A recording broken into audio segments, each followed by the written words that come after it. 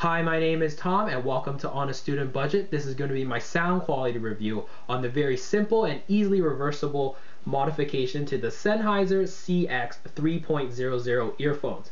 Now, if you guys haven't seen my full review on the Sennheiser CX 3.00, I recommend you check it out, and you can click it in the link to the annotation above my finger right here.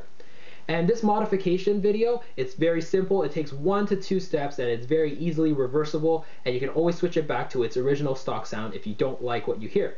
So to actually do this modification, you just need a couple of things. The first thing is different ear tips. I'm using the Avio ear tips, and I'll put the link in the description below on where you can get these guys. And they're different from the stock ear tips because these guys are completely clear, see-through throughout, and these have a little bit of a filter.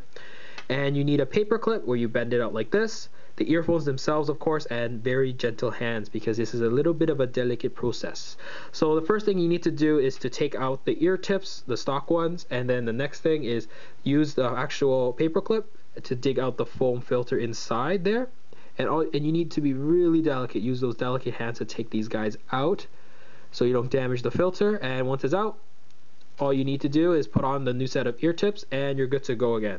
So this does change the sound, and I did actually talk to my Sennheiser rep about this, and he said that these earphones are not covered under warranty if the drivers do get damaged with this modification. So this is a warning to everybody. I still think it's worth trying in terms of experimenting with the sound. It does change it, but if you don't like the sound, you can always take off the ear tips, put back the foam filter, and actually use the paper clip to push it back in.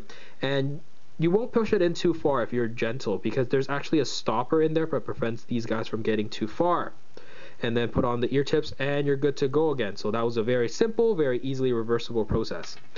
In terms of the sound changes after doing this modification, I think the bass is less emphasized, so it's less boomy sounding. There's just a little less quantity overall. So I think those that think the bass on the original earphones are just a little much, I think would really happily like this modification. Going into the mid-range here is less recessed compared to its stock sound.